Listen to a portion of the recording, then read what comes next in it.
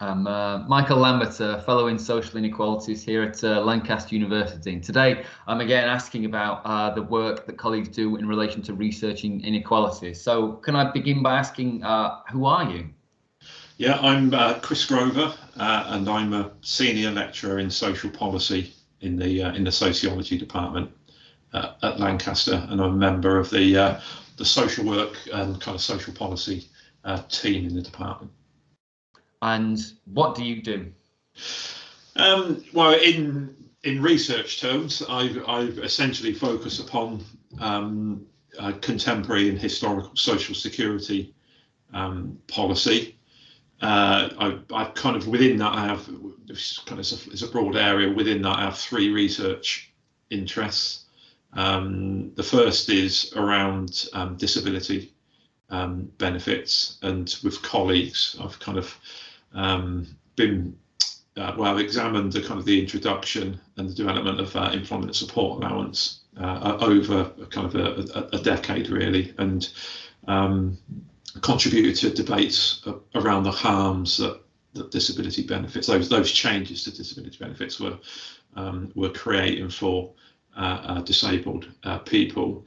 The second area that I'm interested in is around policy or social security policy for people who are deemed to be in exceptional or emergency type circumstances, and the kinds of support that they might expect to receive from the British state, which isn't a great deal, to be quite frank.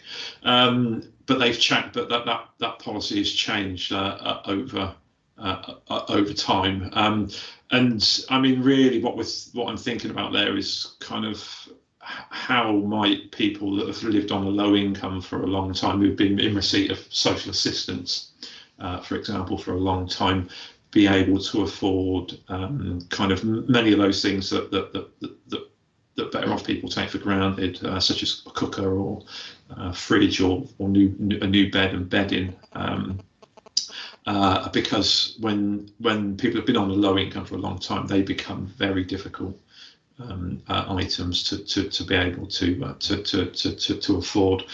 So I mean, so that's the second area I'm interested in. And the third area is social assistance policy, and I mean kind of means tested support for people who are in low paid employment. And really that's where my kind of academic career started. My PhD was focused upon the introduction of family credit in Britain, and which was kind of the precursor to more contemporary tax credits for people in low paid work, and the even more recent universal credit.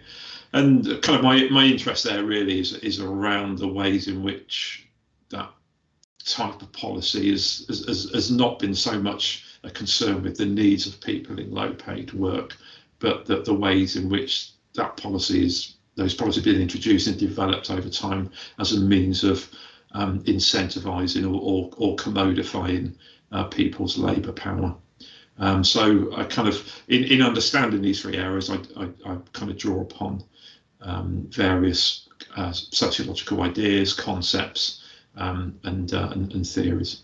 So can you talk a little bit more about how you go by doing it and kind of bringing to bear both these larger theoretical ideas, but also the kind of concrete material empirical sources that you draw upon to kind of bring them together? Yeah, in an empirical sense, my research is really based upon archive work and contemporary texts, policy documents, political debates, evidence from either kind of state-produced evidence or evidence from academics, or pressure groups and other kind of non-government organisations. So historically, I kind of, if I'm kind of doing research around historical change, I've used local, national, archives. So I've used several kind of local archives across Britain, and then I've spent quite a lot of time at the National Archives examining policies in the past to kind of help us to understand where we are at the moment. Yeah. And then, I mean, some of the work that I do is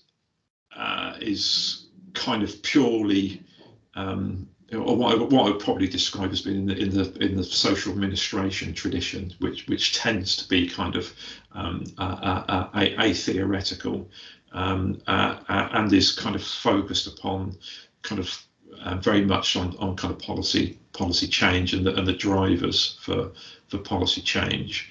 But I also, I guess I'm kind of known for kind of writing in particular kind of traditions also in social policy as well, kind of particular kind of critical traditions. So I've used kind of Bob Jessup's work, kind of neo-Marxian interpretations of the contemporary state in trying to understand kind of long-term change to social security policy, and I think, I mean, the position I take is that social security policy isn't really about people and people's needs. It is about kind of a broader set of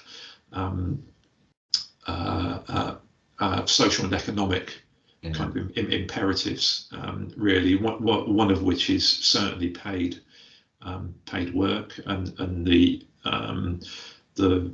economic, the social, and the kind of moral imperative that is placed upon people supporting themselves really through paid work, which I see as an exploitative practice, and very much preaching to the converted, both in that approach, but also that long history. I mean, when hearing you talk now, I'm just thinking this, it's classic Spiegelman reinvented for the 21st century. But the thing that I most lean on you intellectually, and the quality of the work that you produce, and the thing that I would say perhaps a lot of people know you for, is your more recent discussion about proletarianisation and social murder, which I think is a really sublime blend, both of this critical tradition, but also importing these bigger theoretical ideas and wedding them together. Yeah, I think I mean, in some ways that work on that I did on social murder, austerity, and proletarianisation was in some ways kind of me trying to get to grips with what are kind of problematic traditions in kind of analysing social policy, and much of what was being kind of produced about austerity was pretty anodyne in many ways. Kind of if we kind of retweak the system, made things a little bit more generous, then kind of the issues of austerity could be could be tackled. What I was trying to do in that article was to kind of really kind of challenge that idea, and what I saw as essentially kind of not being a particularly strong reaction from the kind of social policy community to austerity, and thinking about what are the devastating impacts of austerity on people, and for some people that is through the actions of the state, people dying, either through what I described as death by destitution, or through people killing themselves because of the social and the economic antecedents of suicide.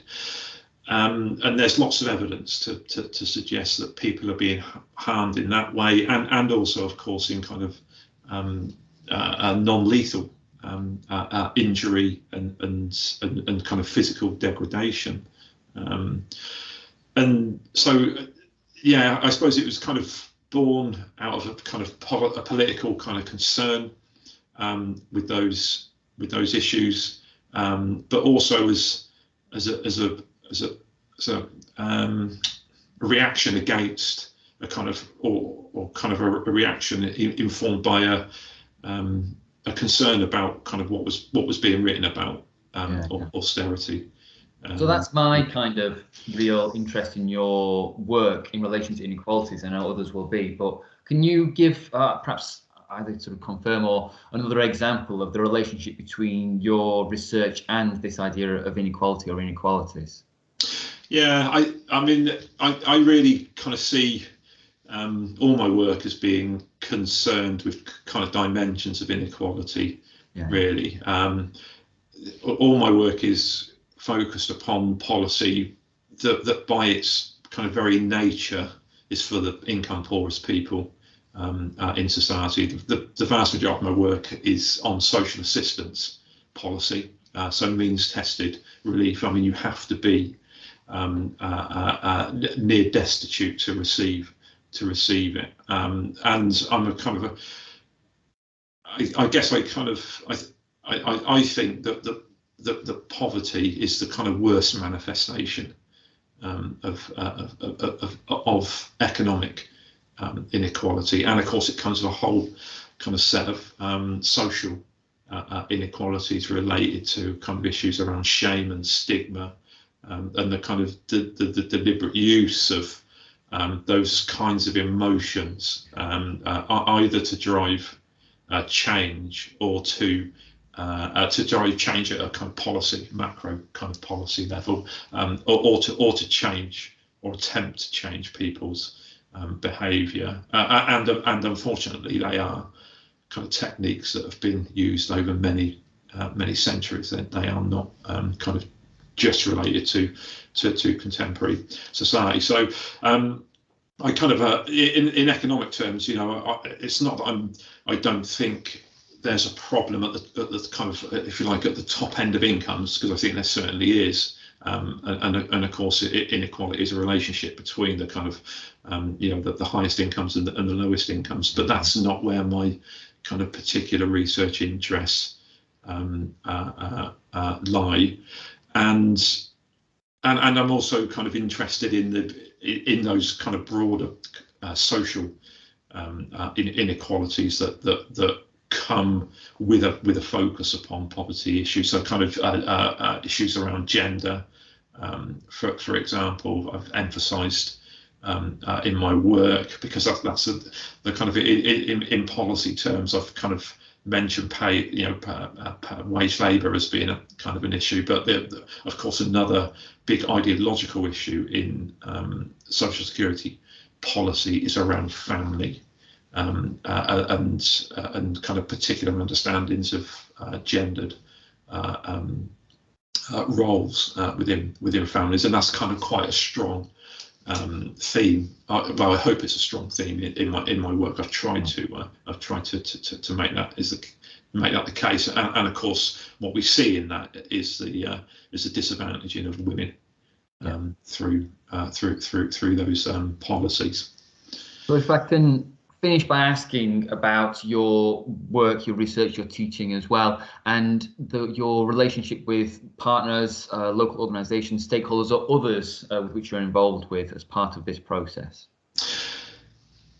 Yeah, I think it's probably fair to say I don't work kind of closely with particular organisations. I mean, I've done that in the past. You know, I've worked with kind of local groups and so on.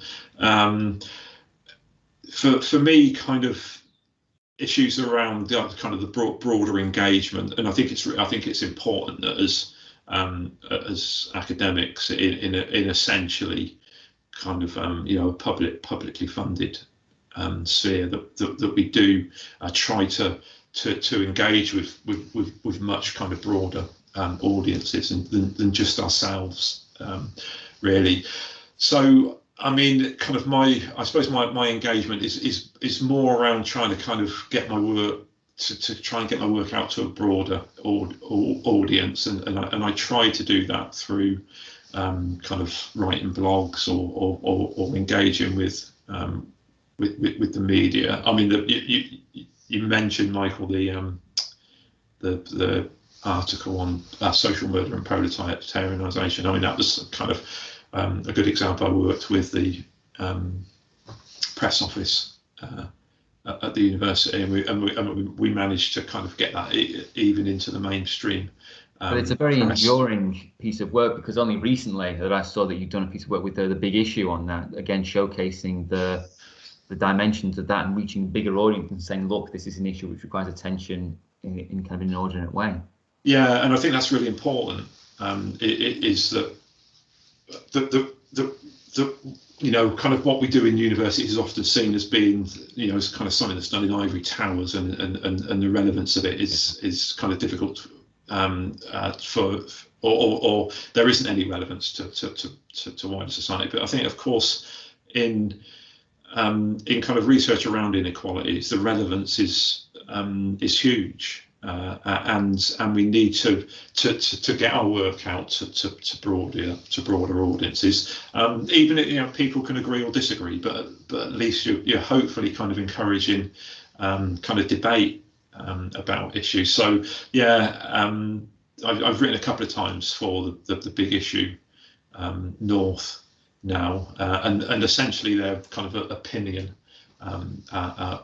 pieces, which I kind of quite like writing, because they can be controversial, and their aim is to encourage people to think. Like I say, people can agree or disagree with you, but surely the aim has got to be to encourage people to kind of think about the important economic and social inequities that Britain and many other countries are kind of facing. And I don't think there's a better way to finish an interview than by saying that about the kind of immediacy and imminence of these issues, and trying to make sure that they reach a larger audience and engagement, and kind of showing the traction and their significance for the modern day. Yeah, I absolutely agree with that. You know, the issues around social economic inequalities are the most pressing for me anyway in contemporary society. Definitely. I mean, I couldn't agree more. But Chris, thanks ever so much for taking the time to talk through about your research and your work and its relationship to inequalities. Okay, thanks very much, Michael. Thanks.